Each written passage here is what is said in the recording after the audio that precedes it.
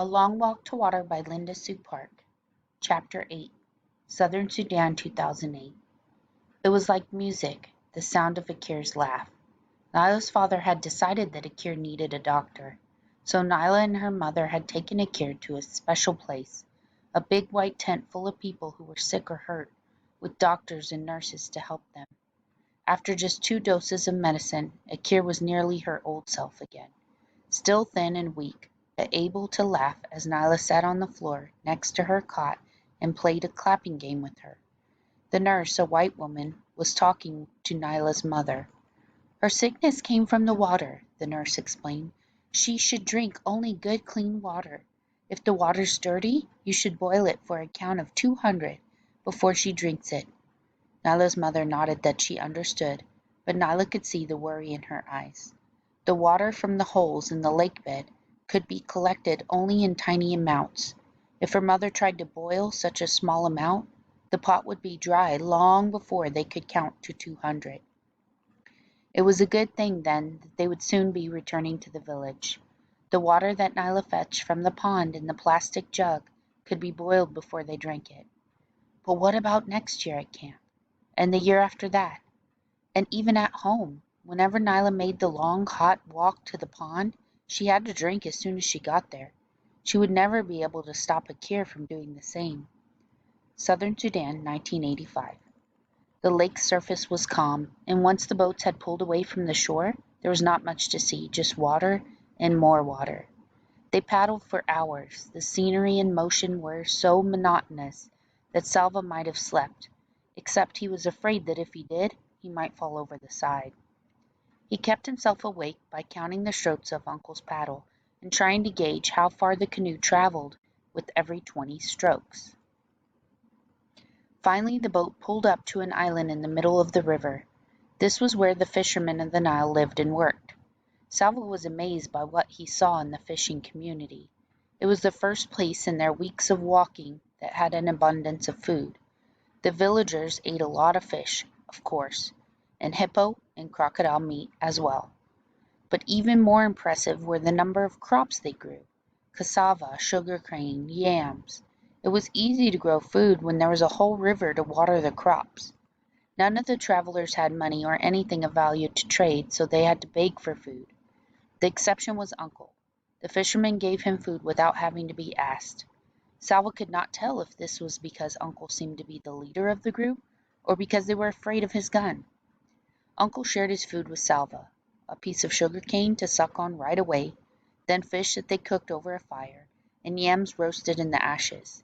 The sugarcane juice soothed the sharp edge of Salva's hunger. He was able to eat the rest of the meal slowly, making each bite last a long time. At home Salva had never been hungry.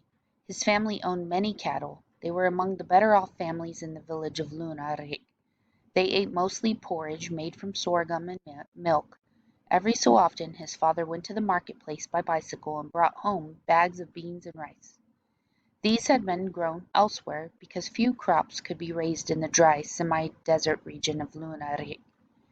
As a small treat, his father sometimes brought mangoes.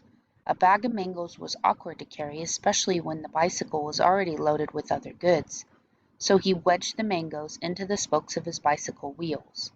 When Salva ran to greet him, he could see the green-skinned mangoes spinning gaily in the blur as his father pedaled.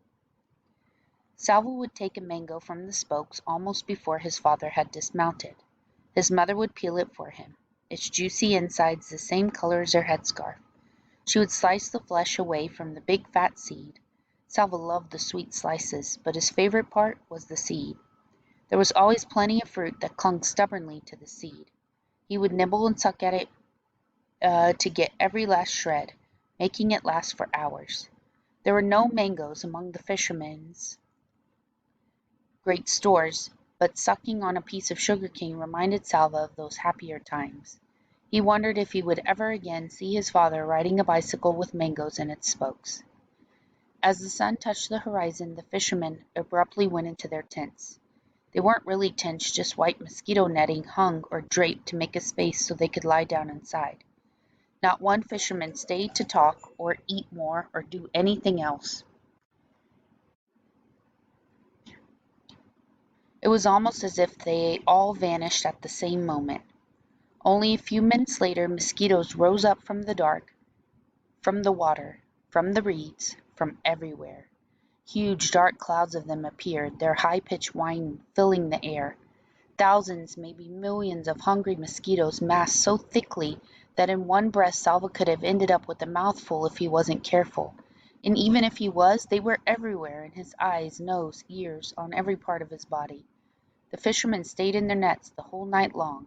They had even dug channels from inside the nets to just beyond them so they can urinate without having to leave their little tents. It didn't matter how often Salva swatted at mosquitoes, or that one swat killed dozens at a time. For every one he killed, it seemed that hundreds more swarmed in to take its place. With their high singing whine constantly in his ears, Salva slapped and waved at them in frustration all night long. No one in the group got any sleep. The mosquitoes made sure of that. In the morning Salva was covered with bites. The worst ones were in the middle of his back where he couldn't reach to scratch.